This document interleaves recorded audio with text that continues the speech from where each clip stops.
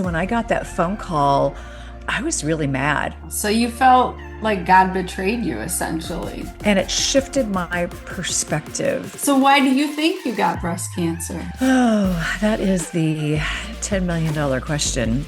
Welcome back to the Fast to Faith podcast.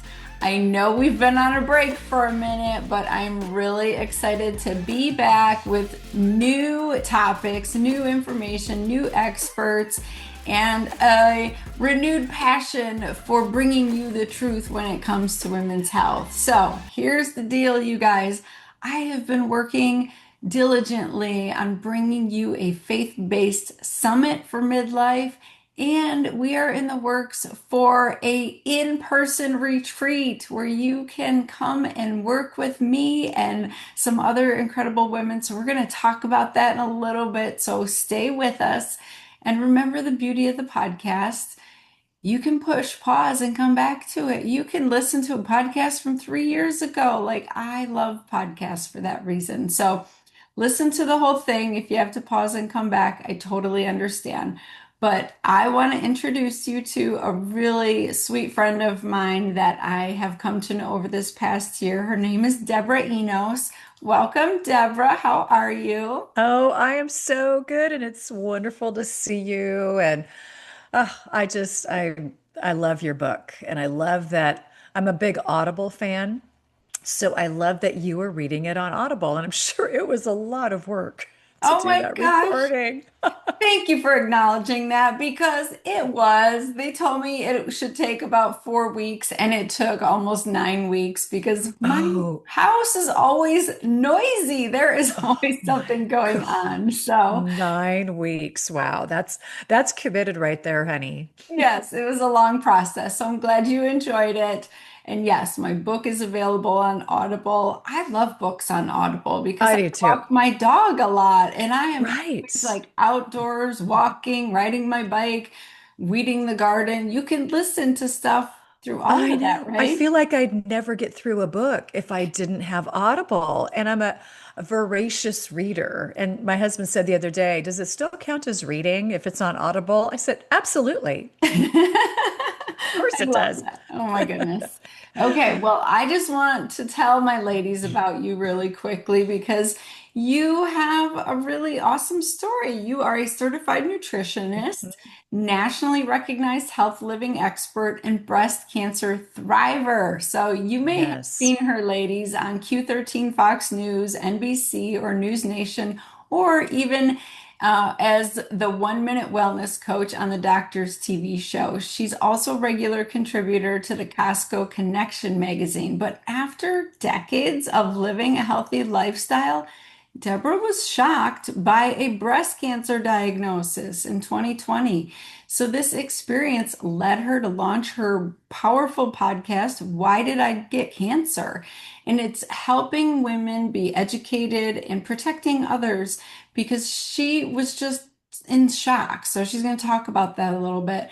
And she has this background in health science, exercise science, and nutrition, but she needed to understand like what was the missing piece. So she blends her personal experience and faith in such a beautiful way. So I know you're going to be inspired and you're going to have some tools to really tackle what it means to live well and thrive. So welcome, Deborah. I'm so excited for this conversation. Oh, thank you. I'm so excited for it too. And yes, I'm coming up on my 5 year anniversary of getting that phone call. And in looking back, I just think, oh my gosh, that went so fast, and yet it went so slow. Yes. So Yes. you were living your best life. Like life was Right. good. You were doing all the things. You were super healthy. What the Super heck? healthy, eating organic, doing, hot yoga, running half marathons, going to church every Sunday, ladies' Bible study. I was doing all of the things. And I was having a great life, great relationships, wonderful community, giving back to my community. And so when I got that phone call, I was I was really mad. To be honest, I was furious. It's the most angry I have ever been. Wow. Okay. So what was going Yeah. through your head? Well, I was thinking, okay, God, look at all the things I'm doing for you. Mm. I'm giving back to my community. I'm volunteering. I'm tithing. I'm all of these things. And when all my friends are ordering margaritas and hot dogs, I'm getting the organic chicken salad. So, what happened? What happened here? What did I miss? So, not only was I mad at God for not protecting me, I was also mad at myself, thinking two things. One, what did I miss? And two, um, why was I so healthy my whole life if it just, when I turned 55, I got cancer? Why not just go ahead and eat the hot dog? Oh, wow. So you felt like God betrayed you essentially. I did. I felt like God didn't protect me, and I felt like my body betrayed me. And I think about the 5 half marathons. I was a collegiate athlete. I have been athletic my entire life and taken really good care of myself, even doing things like acupuncture and massage at in my 20s, like knowing that was so important to continue to do self-care even when, you're 25 and you know, you're doing other things, but I would go home early, go to bed. Like I was taking care of myself. So what could have possibly happened? But I think out of all of those feelings, probably the most heartbreaking was feeling like God wasn't for me. Mm. Yeah. So obviously you sat in that for a minute, I but then what did. happened? Because you are not bitter. You have pivoted big time. I You've turned have this from pivoted big pain time. into purpose. So what happened? Yes. Well, I went about, so I got my diagnosis and it took a couple of weeks of just going to all the oncology appointments. I felt like 3 days a week I was at the cancer center. And it took a couple weeks for them just to tell me, oh, by the way, women don't die from the type of cancer you have. And I thought, you couldn't have told me that 2 weeks ago when I came in, Right. like, just a deer in the headlights. So that 2 weeks of just, am I going to have to do chemo, radiation, combination? Could I die? Like, I love my life, really. I was so mad at the Lord. And after a few days of that, I realized I was so heartbroken. And I wasn't heartbroken by the diagnosis. I was heartbroken because I gave up my relationship with him. And I'm not saying I didn't believe in him anymore. I was just really mad at God. And so I just said, I'm not going to talk to you for a little while. I'm not going to talk to you right now. I'm so mad at you that you didn't protect me. And I remember just being on my knees one day and I was like, Lord, I'm sorry, I'm back. And he said, I've never left. Mm. I've never left. I'm here. And that that's what got me through is knowing like I can leave and I can leave and I can be really mad, but he can take it. Yeah. Yeah. Wow. And it I love shifted that. my focus.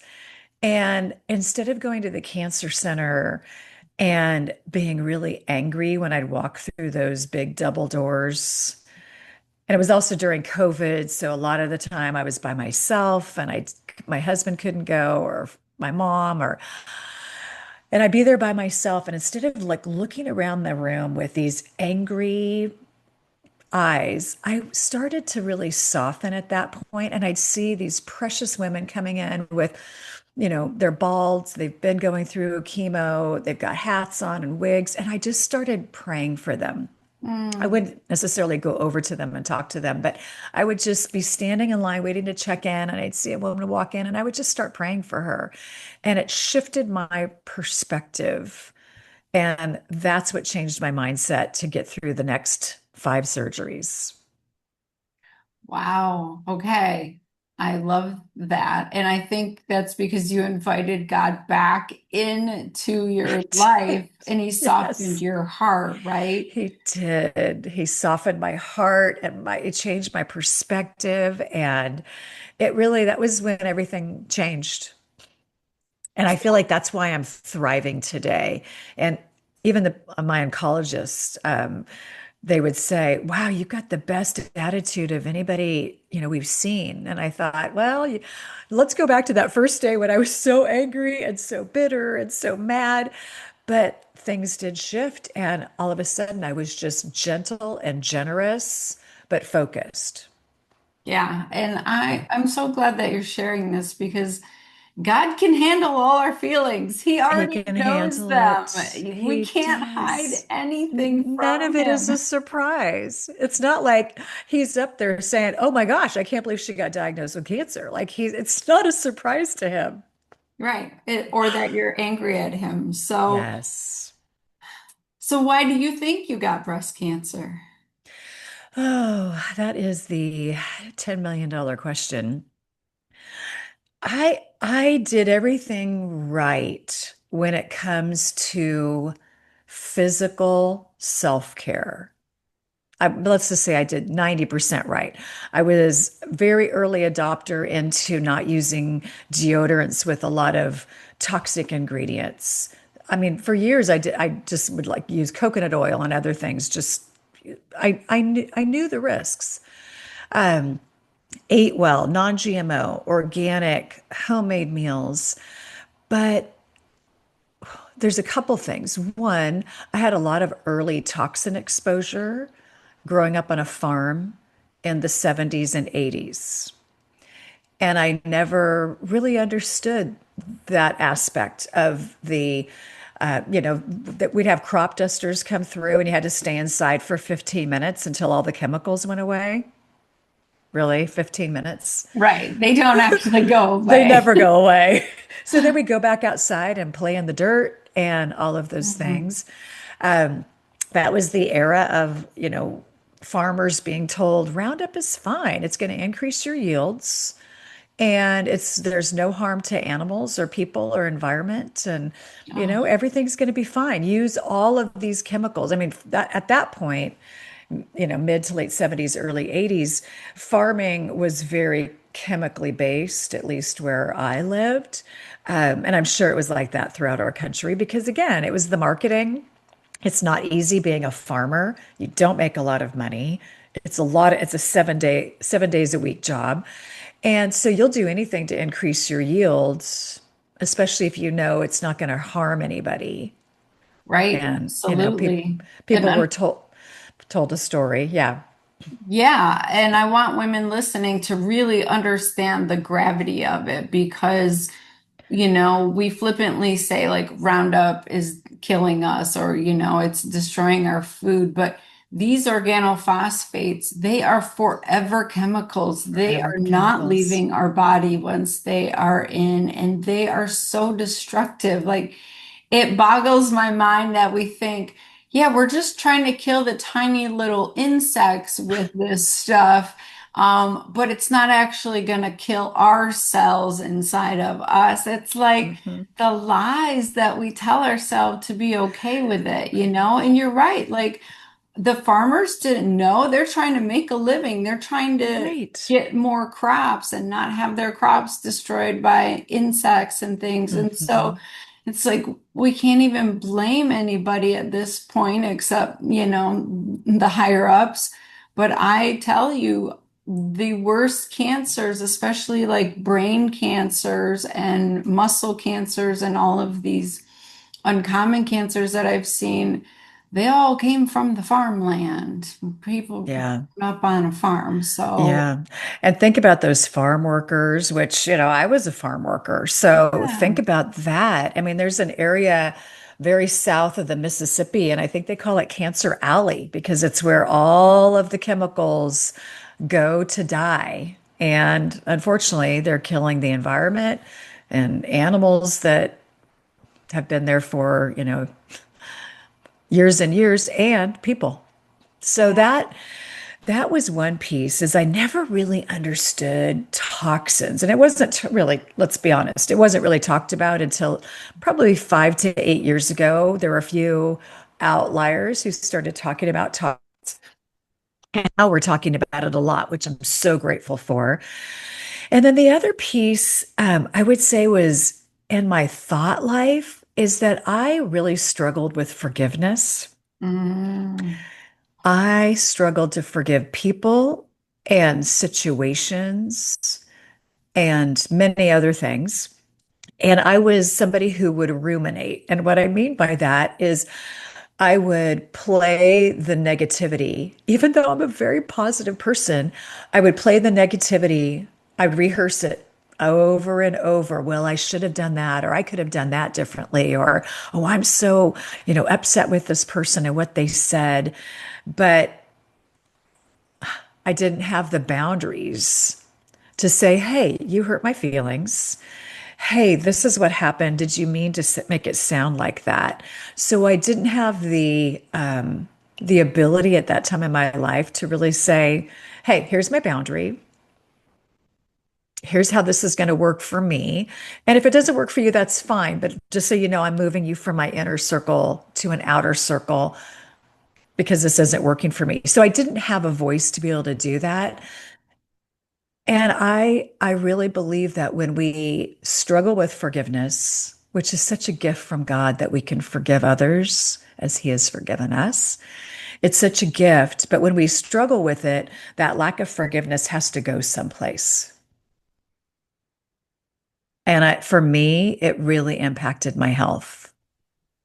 Yeah. Oh my goodness. I hope this is hitting home for some women because this is the truth right here, and you Mhm, can see the work of Dr. Gabor Mate and Dr. mhm. Amy Apigian and other leaders in the field of trauma biology. Like our body keeps the Right. score. It is holding that unforgiveness Our body in a keeps the place score. in our body and it is destroying our cells. Our cells are listening to everything we believe, everything we think, and they are Everything responding, aren't they?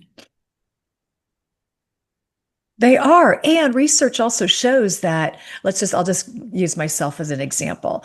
Let's say yesterday I had an email issue with one of my employees and it really got bad, blah, blah, blah, blah, blah. Then I go to bed last night and I'm rereading the email. I'm rethinking about the email. I'm thinking about how, she could have handled it. I could have handled it. So then an hour later, I'm still ruminating on this email. Well, the body doesn't realize, wow, this happened 8 hours ago, or wow, this happened 8 years ago. Your body still has the same response to it because it's like I'm sitting down, I popped a DVD in, I popped some popcorn, and now I'm just going to watch this DVD all over again of some sort of work trauma or, divorce trauma or whatever it is. Your body doesn't know that it happened 10 years ago.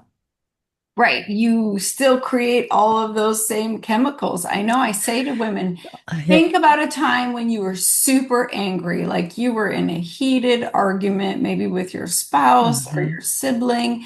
And if you start to think about that and the details of that conversation, your body will create all those original chemicals of Yep. epinephrine, all those endorphins, and all that cortisol, which is so Hmm. destructive to us. So So destructive. your body has the same response, whether it was 5 minutes ago or 5 years Right. ago or 50 years ago. And that will create destruction and disease. Yes. Yes. Yes. It absolutely is the truth.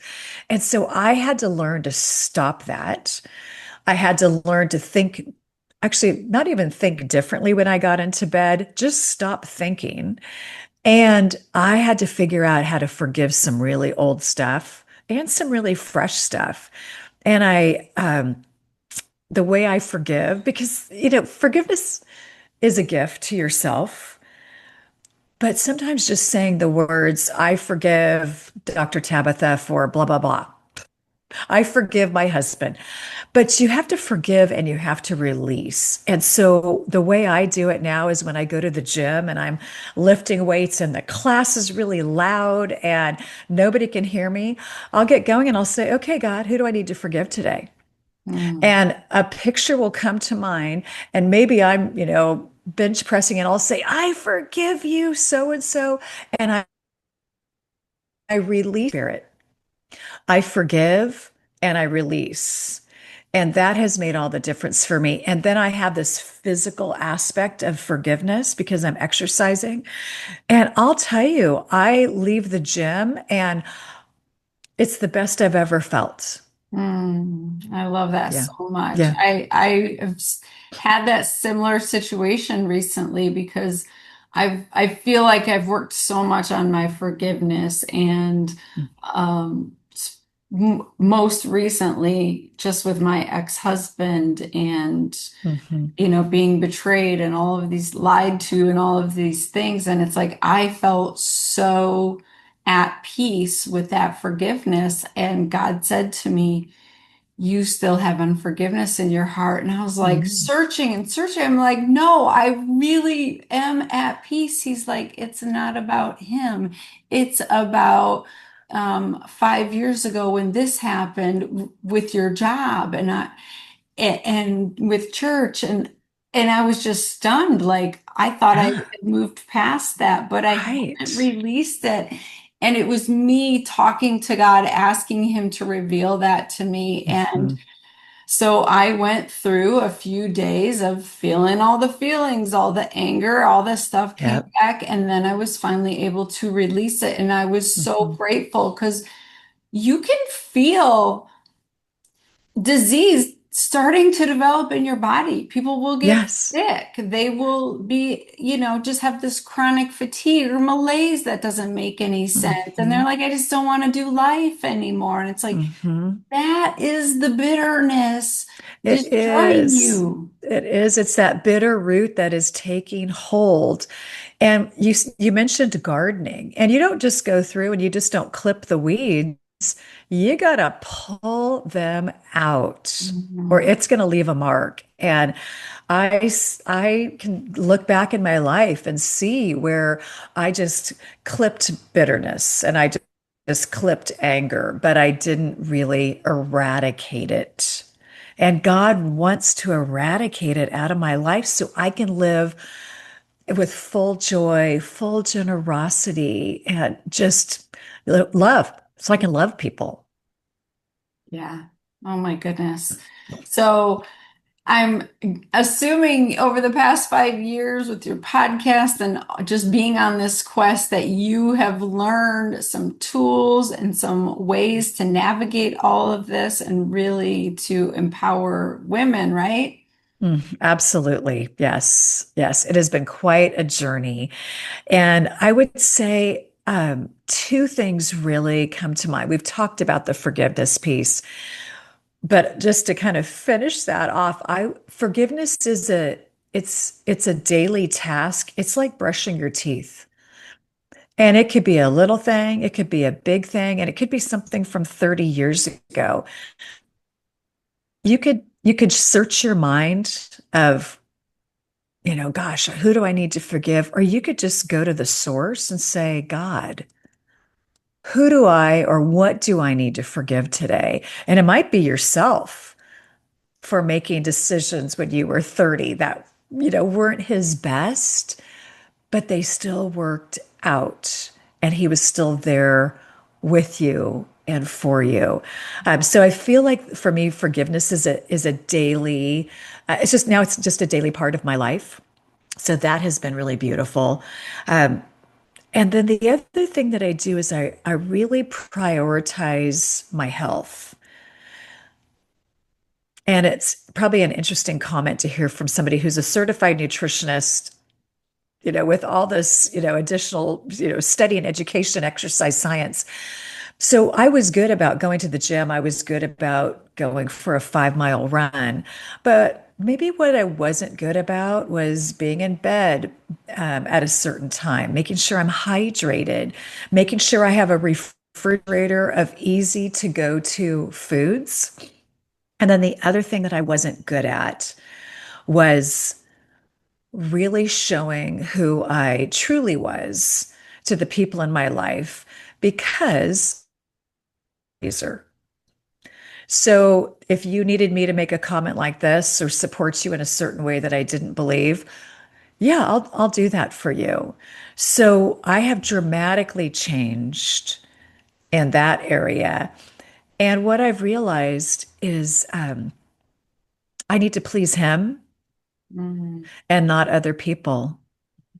And that has given me, honestly, Tabitha, such a sense of peace that I just move through my day with calmness and peace, patience most of the time. And I've mentioned generosity a few times, but that's one of the things that I pray every day is, Lord, show me how to be generous, how you're generous. And I can now be generous with my time and my talents and many other things without being a people pleaser. mm. Oh my goodness. Yeah, the research is pretty clear that people pleasers get more cancer than any other personality profile. Really. Yes, yes. So that does not surprise me that you're saying Mhm. that. And I I would love to maybe help women understand this a little more because it sounds on the surface like you're just saying, okay, God, who can I support? Who can I help? But that's different than people pleasing. People pleasing is an Mhm. ego thing, it's a pride thing, it's a It let me is. be good enough for humans kind of thing. Let me get their accolades and feel my worthiness from people. And what you're saying is, I had a huge paradigm shift, and now I'm here to glorify the Father and make him happy and do his will, his That's right. will, not mine. And there's no suffering in that Right. way of pleasing, in Right. serving, right? There's a Right. huge difference. There's so much underlying resentment when you're a people pleaser because it's never good enough. It's never Takers good will keep enough. taking. They will always want more. They will want you to go and do more. And so you never feel satisfied. You never feel worthy. And like that just breaks my heart because by and large, people pleasers are women, right? And Mhm. They that's are why we get more absolutely. cancer. And autoimmune diseases and Oh, so many other things, fatigue. Yes, all of those things. yeah. Oh my goodness. Yes, yes. So people pleasing, you mentioned pride. And it's interesting because it really is pride and it's control, Yeah. which I think of people pleasing as, meek and mild and, kind of quiet. But you know what? It's actually incredibly controlling when you're trying to please the people around you.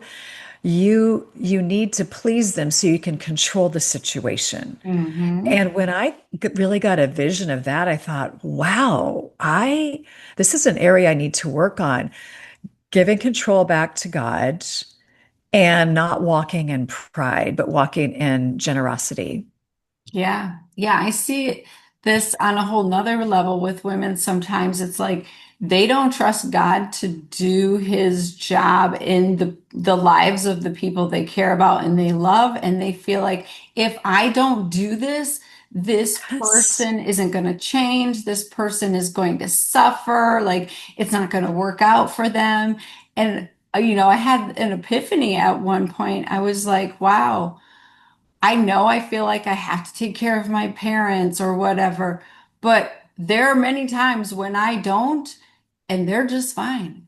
God takes Just, care of them, they take care of themselves. Like it really is my ego thinking it's all me. And I had that same it's conflict so as a true. doctor with my patients. And it's like, Yeah. oh my goodness, I don't trust God to do his job. Right. What a revelation. It's not about you. It's not about me. He's really good at being God, and I stink at it. Yeah. Yeah. Oh Yeah. my goodness. Well, I'm so excited that you have gone on this journey and God turns everything for our good. He does. If you receive his invitation to walk with him and allow him to make your paths straight, he Mhm. will. And so he's doing that in such a huge way for you. And now you have like felt this calling to create an in-person women's retreat, right? So we need to talk about this Yes. because I am super pumped. It's very soon. I don't know, 6, 8 October, weeks. yeah, October 9th through 13th in Montana. Now I call it a dude ranch, but it's not a dude ranch. It's a guest ranch. It is a Dudette Ranch. five-star dudette ranch. It's a five-star guest ranch. And I tell you, the food, it's like a Michelin starred. I mean, it's not, but it's just like that level of food. We're going to go fly fishing. We're going to ride horses. I mean, it's just like the most beautiful setting I've ever been. I went there last September with a bunch of girlfriends. But now the shift is, yes, it's going to be in this beautiful setting, but we have three powerhouse speakers, you, our friend Kirsten, and myself, and we are going to talk about midlife reset. We're going to talk about your book. We're going to talk about my experiences when it comes to living toxin free and mindset. Kirsten is the most amazing health coach focusing on sleep and all things health and healthy hacks. But we all have such a common theme is that we love God. We love the Lord. Yeah, and I love that we're going to God's country. Honestly. Oh my Yes. gosh, it's just Yes. I can already tell how palpable it's going to be. Like I can feel it, and we're not even there yet. It's going to be Yes. so just breathtaking, and it's going to move women. That's what I'm really excited about because I hear women just saying, "I am so stuck. I am tired of being So stuck. stuck." Right? So stuck mentally and physically. Just like we were talking about people pleasing, when we spend a good chunk of our day focused on pleasing others, where's your energy going? My energy is gone. And so this is really a retreat for women who are just fed up with being sick and tired all the time. Yeah. And I want to point out that because our bodies and our minds, especially our subconscious, which runs 95% of the decisions we make, is so ingrained in us and it is just on autopilot that it is really hard to have transformations and epiphanies and shifts when you're in your normal everyday environment because your Mm. body and your subconscious is receiving cues from everything around you. And so if you're still in the space that got you sick, it's really hard to get out of that mentally and make that shift in that same physical space, if that makes sense. And Oh, it so, totally does make sense. yeah, Yes. that's why so many women need to go on a retreat. It doesn't even matter where. You go to Sedona, you go to Alaska, you go to Italy, you go to Montana, Hmm. because you have to get your physical body in a different environment, in a healing environment, so that your Right. subconscious can start to hear different things and rewire your beliefs and Hmm. change the future you that you see. So I'm That's excited to exactly right. unpack all of that. I am too. And that's a really good point is that, you can't heal in the same environment that made you sick. I don't know how that even happens. So if you could just, again, push the pause button, get away for just a few nights into, again, one of the most beautiful settings I have been in my life. We come home with a fresh perspective. And we also come home with a different community. And this community is going to be, emailing each other and texting and we're going to be learning a lot. And it is really helpful to have somebody reach out to you and say, "Hey, how are you doing with that relationship you were telling me about?" It's a little bit like when you get on an airplane and then you're really enjoying talking to your seatmate, and then you just kind of go blah, like you're telling them everything. And you're thinking, why am I telling this person on this airplane? Similar when you go to a retreat, like all of a sudden you're just bonded with other women. And I I get do that. love that female bond.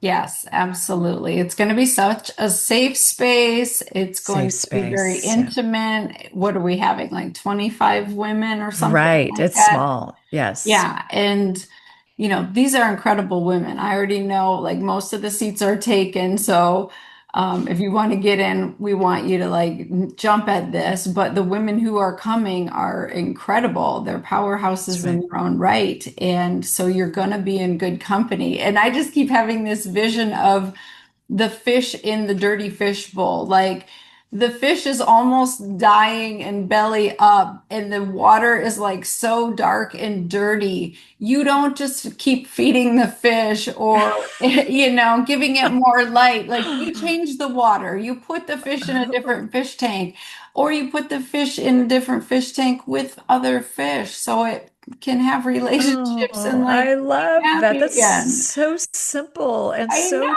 true. I know. Why didn't I know you 25 years ago? I wasn't me I know. 25 years ago, right? Like we are Same. all Yeah, on this journey. Jesus has done so much work on me. I'm not even recognizable. Like I am a agree. sinner, a cheater, a liar, a thief, a fraud. Like that was me. And Yeah, now I am a new creation in Christ. And yeah, so any woman can have that. And I'm really excited that we're just going to like peel back stuff like an onion, peel back the yeah. layers and really like get real with God and with each other. And it's going to be transformational. So thank you for putting this together. I'm ridiculously excited. And the more we talk about it, the more my heart just starts pumping and it's just leaping for joy because I know it's going to be just a small handful of days with just incredible transformation. Yeah. Okay. So if you're listening, Yeah, if you're watching, you don't even need the details. Like you need the dates because you got to know if you're of physically course. available. But literally, that is it. You need to ask God, am I supposed to be there? Did I hear this podcast episode because I am supposed to show up for myself and Mhm. do this next step? And if That's not, right. cool. Like I hope that you received some epiphanies out of this conversation. I know you did.